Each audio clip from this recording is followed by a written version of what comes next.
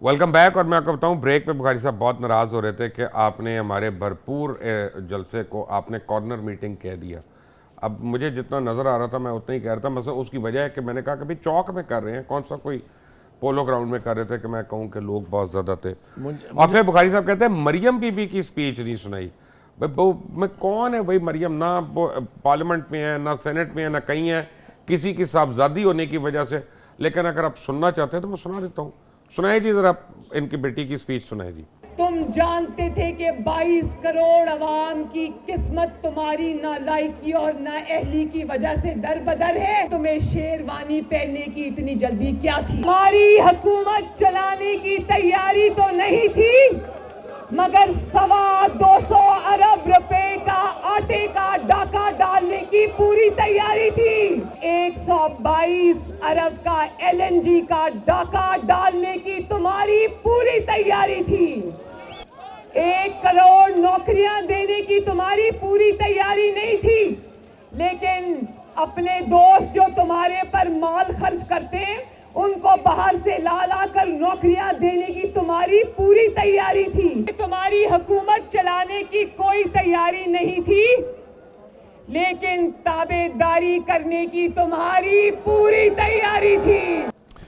जनाब, पहली बात तो यह है कि आप और फैसल जावेद और फयाजुल हसन चौहान मुझे लगता है ट्विन ब्रदर्स हैं सारे, एक ही एनक से देखते हैं, एक ही तरह से देखते हैं। आज के बाद आप मेरी वर्स्ट लिस्ट पे हो गए क्योंकि आपने मुझे फयाजुल हसन चौहान के साथ कंपेयर नहीं कंपेयर नहीं, मैं भाई बनाया मैंने कंपेयर तौबा करे अस्तगफार। अच्छा ठीक है, देखिए गुजारिश ये है, मेरे आपके कहने से या ना मानने से तो वो रियलिटीज ग्राउंड की नहीं बदलती हैं। एक तरफ हम एक्यूज कर रहे हैं कि पार्टी जो है वो हाईजैक कर ली है मरियम। मैं मॉरिशियस को पसंद नहीं करता। ओके, वो तो नहीं करते, कोई किसी को भी नहीं करना चाहिए, लेकिन ये रवायत एक अपनी जगह है, मौजूद है, ठीक है। एक दूसरी बात ये है कि ये जो जलसा था जिसको आपने कहा कि मैंने इसके ऊपर एतराज़ किया, मैंने कोशिश की थी ब्रेक में तुम्हें कन्विंस करने की कि यार जरा एक आंख से देखने की बजाय दूसरी देख लिया करो। मैं देख रहा हूं सामने चल रहा है, लेकिन अपने एक चौक पे हो रहा है ना बुखारी साहब। अगर मैं लक्ष्मी चौक पे खड़ा होकर DNA आपके साथ करना शुरू हो जाऊं, इतने लोग तब लोग अड्डा प्लाट के ऊपर जलसा करके पूरी ट्रैफिक रोक के कहते थे देखे करोड़ों लोग आ गए। यही वही हो रहा है ना, ये वो नहीं हो रहा। हाँ देखें, गुजारिश ये है, फिर मैंने कहा है कि जान के ना दूसरे जलसों के मुझे जज मैं और आप नहीं है। आइए प्रोड्यूसर पता नहीं किस जलसे की फुटेज बीच में लगाई हुई, मुझे नहीं पता। सही बात है, यही कह रहे हो तुम, इसलिए कि पहले तुमने फुटेज बैठ के मेरे साथ देखी थी पूरी। एनीवे, एक तो ये है। दूसरी बात ये है कि देखें, ये जो बात हम कर रहे थे वो ये है कि ये मोमेंटम जो बिल्डअप हो रहा है, इसको ब्रेकिंग पॉइंट पर जाने से पहले किसी न किसी को इनिशिएटिव लेना है टू ब्रेक इट। मैं आपसे तकाजा कर रहा हूँ कि आप हुकूमत को मशवरा दें। मुझे ये लग रहा है कि बहुत ज़्यादा चीज़ें एक साथ एक्ट हो रही हैं, जिसमें बैरूनी मुदाखलत भी है, जिसमें बैरूनी मसाइल भी हैं, जिसमें मुआशी मसाइल भी हैं, जिसमें गवर्नेंस के भी मसाइल हैं। दोस्तों के तस्करे तो आने शुरू हो गए ना, नाम लेके। कौन से दोस्तों के? चीन का, सऊदी अरब का, या मौलाना ने खुलकर नाम लिया बेसिकली। अब चाइना का बड़ा डेंजरस है कि हम लोग समझते हैं कि चाइना से बड़े अच्छे ताल्लुकात हैं, लेकिन मौलाना का कहना जो है अब उसके ऊपर सोचना पड़ेगा कि चाइना का उन्होंने नाम क्यों लिया। मैं बता देता हूँ अगर आप मुझे इजाज़त देंगे। इसलिए कि CPEC को गेम चेंजर कहा गया। CPEC को कहा गया पाकिस्तान की इकोनॉमी जो है ये it will be just like sky rocketing, इसकी डेवलपमेंट होगी। लेकिन उसके ऊपर एतराज़ करने वाले 3-4 लोग जो हैं वो कौन है, मैं बताता हूँ आपको। रज़ाक दाऊद साहब ने उसके बारे में कहा कि जितनी डील्स हुई हैं वो हम रिविज़िट करेंगे। असद उमर साहब ने कहा कि इन कुछ डील्स ऐसी हैं जिसके ऊपर हमारी रिजर्वेशंस हैं।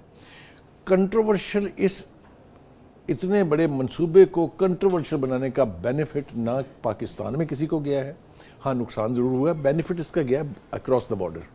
अमेरिका नहीं चाहता CPEC हो, आपको भी पता है। बहुत सी हमारी इस्लामी रियासतें, मैं नाम नहीं चाहता हूँ, आपको भी पता है, मुझे भी पता है, वो नहीं चाहती कि ग्वादर जो है वो इतना ऑपरेटिव और फंक्शनल हो।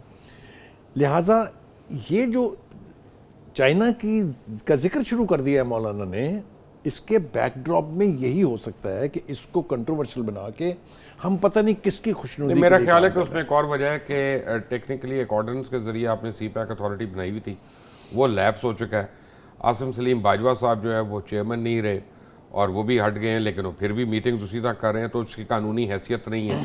तो मौलाना ने उस बारे में किया कि अगर तुम इतने सिंसियर होते और चाइनीज़ को जो फ़िक्र है अपनी इन्वेस्टमेंट की, तो तुम सीपैक अथॉरिटी चाइनाज के जो कंसर्न है ना मुबशर, वो अनफाउंडेड नहीं है। ठीक है, अब प्रॉब्लम है कोरोना के जो कंसर्न्स हैं वो तो बड़े फाउंडेड हैं। कोरोना के बाद हमारी मीशत का क्या हाल होगा? देखिए, कोरोना के हवाले से 2-3 बातें मैं मतलब ज़रूर कहना चाहता हूँ। पहली बात तो ये कि हमने इनिशियली कोरोना को बहुत नॉन सीरियसली लिया। किसी ने कहा, मैं नाम नहीं लेना चाहता, आपको पता मैं क्या कह रहा हूँ, किसी ने कहा ये तो नॉर्मल सा फ्लू है, 2-3 दिन में आएगा चला जाएगा। जब इसको सीरियस लेने का वक्त था, क्योंकि पूरी दुनिया में इंसान डरे हुए थे कि ये आफत आ गई, ये अल्लाह अज़ाब इलाही है, हमने भी यही कहा, हमने खोल दिया जाका लोगों का, क्यों कुछ नहीं होता है दिन। अब जब वो वाकयातन अपनी बदतरीन शक्ल में यहाँ मौजूद है तो आप SOPs का क्या हाल हो रहा है। बाद में मुझे पता चला कि 40% उसका इन्फेक्शन रेट है। करेक्ट। और अब आज मर्दान में आपने जिस तरह का जुलूस देखा, जलसा देखा, God forbid, on a serious note, अगर इसमें कोरोना या कोविड विक्टिम्स हों और वो जब स्प्रेड आउट होते हैं तो एकदम से ये किस तरह अनकंट्रोलेबल। देखिए, हम तो यही दुआ कर सकते हैं कि जिस तरह गुजरांवाले में नहीं हुआ, कोयटा में नहीं हुआ, मुल्तान में नहीं हुआ, कराची में नहीं हुआ, यहाँ भी ना हो। लेकिन बात आपकी ठीक है, लाहौर वगैरह में तो बंदे ही नहीं थे ना। बात आपकी ठीक है, होना कैसे था? हाँ नहीं, वो फैसल जवेद साहब गुजारिश है ठीक है, बंदे यहाँ थे, आपको नजर नहीं आए। एनीवे, ये आपकी बात ठीक है। इस हद तक आपसे इत्तेफाक करता हूँ कि खुदा के वास्ते जितनी केयर हो सकती है वो तो कर ले। आप देखें बरतानिया का हाल आज क्या हुआ है। बरतानिया का तो बेड़ा गर्क हो गया। बेड़ा मतलब है, वहां तो लोग एक दूसरे से डरने लगे हैं। एक तो होता ना बचत करें, आप डिस्टेंस करें, लोग तो शक्ल देख के भागने लगे हैं। जिस तरीके से यानी लंदन से एग्जॉडस हुआ लोगों का बाहर भागने का, किसी ने बहुत ही फनी अंदाज से इसको कहा कि जी चूंकि वो अब K4 में है इसलिए वहाँ आदमी बाहर निकल ही नहीं सकता, तो लोगों ने क्रिसमस बनानी है भावें जो मर्जी हो जाए, क्योंकि बरतानवी जो है शहरी वो तो क्रिसमस मनाए बगैर जिंदा नहीं रह सकता। लिहाजा वो कंट्री साइड की तरफ बसें पकड़ के, ट्रेनें पकड़ के भाग रहे हैं कि वहाँ हम अपने रिश्तेदारों के साथ बैठ के मना लेंगे, जहाँ पर K3 या K2 किस्म की वो है। बट आपकी बात बिल्कुल ठीक है, कोरोना के बाद हमारी मईशत का क्या हाल होगा, इट्स ए बिग क्वेश्चन। और इसके ऊपर मेरा ख्याल है पूरी कौम, चाहे वो अपोजिशन है, चाहे वो गवर्नमेंट है, चाहे वो एस्टैब्लिशमेंट है, सबको एक होके अगर हमने ना सोचा तो तबाही हो जाएगी।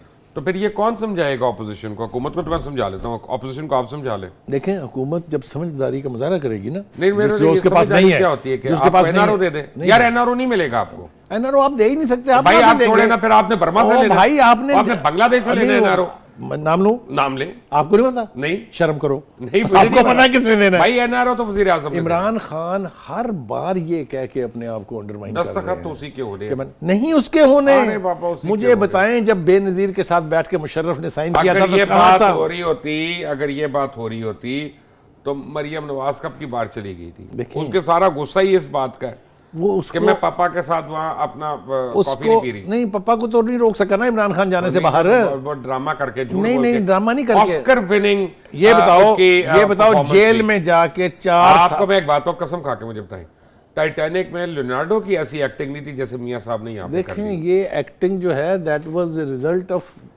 Several people acting. सर अपना जो मियां साहब ने, नहीं मुझे आप ये बताएं कि मैं कहता हूँ 100 नंबर है उसमें। Do you know those 4 farmer generals जो जाके जेल में मिले थे नवाज शरीफ से? हैं? Of course. तो फिर इमरान खान के बस की क्या बात है? उससे उसका तो अपने पंजाब के मेडिकल बोर्ड पर कंट्रोल नहीं है, तो उसने क्या कंट्रोल करना है? हाँ, सर्विसेज में बंदे जो आपके लगे हुए थे। किसके सर्विसेज में? ना हाँ, उन्होंने मेडिकल, अब कमाल का मेडिकल बोर्ड है कि सारे उसमें 10 में से 8 कार्डियोलॉजिस्ट है और कोई भी लैब का बंदा नहीं है जिसने बताना कि यार ये रिपोर्टें हैं कितना क्या? बड़ा कन्फेशन है कि आज भी पूरी ब्यूरोक्रेसी जो है वो उनकी ताबेदार है। आज भी तमाम मेडिकल प्रोफेशन सारों को दिया है ना, किसी को 19 ग्रेड से 21 पर डाल दिया, किसी को 17 से 20 पर डाल दिया। अच्छा, ये आज चीमा वगैरह कैसे प्रमोट हुए? नहीं तो आप क्या कर रहे हैं? Out of turn. नहीं, अब क्या हो रहा है सर? ऊपर काम ही नहीं करे तो उनको करना है ना, हटाना भी तो है ना। तो फिर आप करप्ट लोगों को हटाएं तब आपको प्रॉब्लम होती है, एक ना हटाएं फिर आपको प्रॉब्लम होती है। मोकलो साढ़े नाल यार चंदे की हो, एक बार आपके साथ मुकना नहीं है, आपको इंजाम तक पहुंचाना है। ये तो किसने कहा है आपको मानने का? आप तो ना मतलब आपने तो यही रहना है। आप हुकूमत की तर्जमानी कर रहे हैं, अभी मुझे बाय डिफॉल्ट उनकी तर्जमानी करनी पड़ रही है। जब हम मीडिया से इस्तीफे लेने आएंगे ना, जो अपोजिशन के हमदर्द हैं, तो तब आपसे मांगेंगे। जब आपके इस्तीफे वहां पहुंच जाएंगे, हम अपने लेके पीछे लाइन में खड़े होंगे। हम तो कहते ही नहीं इस्तीफे। ना हम तो कहते जो हम ख्याल है उनके ऊपर तो वाजिब है इस्तीफा देना। सर इसीलिए मैं जब 24 आया हूँ, मैं तो कॉन्ट्रैक्ट पे आया हूँ, देखिए मैं तो एम्प्लॉयमेंट पे आया ही नहीं, तो मेरे से इस्तीफा बनता ही देखिए नहीं। बात हम शायद अपन मेरी और आपकी नहीं हो रही। सर मैं आपको There is a लोगों whole को- lot of मैं हम ख्याल लोगों को ये जो मैं बताना- नहीं कह रहा, हुकूमत कहती है ये हमारे हम मैं ख्याल लोगों को सिर्फ ये बताना चाह रहा हूँ कि अपने पॉलिटिशियंस को उस बंद गली में ना लेके जाएं कि इस्तीफा और नो इस्तीफा ये हल नहीं है। इसको अपने ऊपर लागू करें।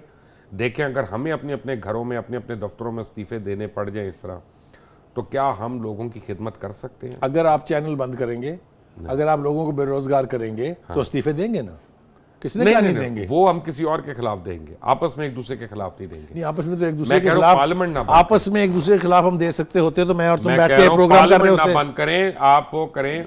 अब चलते चलते खुशी की खबर सुनाई अर्नब गोस्वामी के साथ जो हुआ है रिपब्लिक टीवी के यस, वो तो मैं समझता हूँ कि बहुत अच्छा हुआ, इसलिए कि मैंने उसके 2-3 प्रोग्राम देखे हैं। मैं और आप उसके प्रोग्राम में जाके उसको बेइज्जत कर भी चुके हैं। मैं तो 2-3 बहुत दफा। अल्हम्दुलिल्लाह, आपको याद होगा कि मैंने तो उसको पंजाबी में मैंने बेइज्जत भी किया एक था। ये स्वामी साहब की और एक इनके वो कर्नल साहब आते हैं बड़े लंबे से, वो मूंछों वाले? से आज मूंछों वाले, उनके साथ जो मैंने की थी वो मेरे बड़ा ख्याल ही से अभी उसमें तक रिकॉर्ड का बुगज और हिस्सा शादी है, में। रिकॉर्ड का हिस्सा है। Can send you the clips. ठीक हुआ उसके साथ इसलिए कि बरतानिया जैसी सोसाइटी में बैठ के जब आप हेट स्पीच इतनी वर्स्ट फॉर्म में करेंगे तो उसका नोटिस लिया जाएगा। वो हमारी तरह का निज़ाम नहीं है वहाँ पर मेरे ख्याल से। और लेकिन ये मुझे बड़ा- ऑफकॉम की एक बात पसंद आई है, ऑफकॉम के ऊपर जो मर्जी शिकायत करे वो उसको हेयरिंग देते हैं, और अगर सही हो तो वो फाइन भी करते इसी तरह से उनका COI है, एक सेंट्रल ऑफिस ऑफ इंफॉर्मेशन, जो प्रिंट मीडिया को कंट्रोल करता है, और जिसको वो एक दफा इतराज करते हैं जिस पर, उसे बरतानिया में कोई अखबार नौकरी नहीं देता। ये इतने ही इफेक्टिव होने चाहिए, जो रेगुलेटरी अदारे जो हों उनको इतना पावरफुल होना चाहिए। हमारे यहाँ तो ये एक हमारे यहाँ तो रेगुलेटरी इदारे से आप अपना हंटर पढ़वाते हैं ना लोगों को, जो आपके हम ख्याल ना उनको बंद कर लो, उनका ये कर लो। हम ख्यालों को नहीं पढ़ते। नहीं, हम ख्याल को नहीं पढ़ते, और ये हर हुकूमत में है। मैं भी कह रहा हूँ, हाँ, मैं भी यही कर मैंने हर कहा हम ख्याल हुकूमत ना हो, हर मारो। हर हुकूमत की मिसाल देते हुए तुम तो कुछ ख्याल कर लो खुदा क्यों? के लिए, क्योंकि ये तो मुख्तलिफ थे उन सब से, ये तो तब्दीली करने आए थे। राइट, मैं आपको एक बात बताऊं, तब्दीली तो कर दी। सबसे बड़ी बात मोरसी सियासत खत्म, उससे बड़ी बात 5 बड़े बड़े सूरमा जो 35 साल से ऐवानों में बैठे हुए थे उनको घरों में बैठा दिया, उनको फारिग कर दिया, उन 5 सूरमाओं को। उसके बाद अवाम अब नए नाम देख रही है, अवाम नई चीजें देख रही है, अवाम 21वीं सदी में आगे ये जा जरा रही है। हाथ इकट्ठे करें, बहुत शुक्रिया आपका। गुजारिश ये है जिसको ये कहते हैं ना कि हमने घरों में बिठा दिया है, उनसे ही दहशत ज़्यादा है। और नहीं सर, और माने ना जी, अब मैं ऐसे नाम नहीं लेना चाहता, वो हमारे फिर मुझे मारेंगे पकड़ के। उन्होंने बैन किए हैं लोगों को, मैंने नहीं किया। कौन सा बैन किया, किसको आप नेशनल लीडरशिप तस्लीम कर रहे हो यहाँ नहीं, बैठ के, तो MQM है आपको ना, भाग MQM है ना। देखे ना, जब तक वो MQM थी क्या हुआ लोगों के साथ, क्या किया उन्होंने। सही बात है, दहशतगर्दी। और मैं आपको बता रहा हूं, लेकिन वो जमहूरियत के अलमबरदार भी थे। आज जो भागे हुए हैं वो भी जमहूरियत के अलमबरदार है, असेंबली के अंदर नहीं है, वो भी के नाम के साथ यार, जमहूरियत जिनको की बात वोट नहीं मिले वो भी के साथ जमहूरियत का लफ्ज लगाने के लिए मुबशर लुकमान जैसा बंदा ही होना नहीं, चाहिए। अस्तगफिरुल्लाह, मैं मेरे कह रहा जैसा हूं, आम आदमी ये अस्तगफिरुल्लाह। जुर्रत नहीं कर सकता। जब वो था यहाँ पे तो लोग कहते थे यही बात। मैं ये कह रहा हूँ, हम जमहूरियत से ही इक्वेट करते थे हर चीज़ को। बट एनीवे बुखारी साहब, अगले हफ्ते आपसे मुलाकात होगी।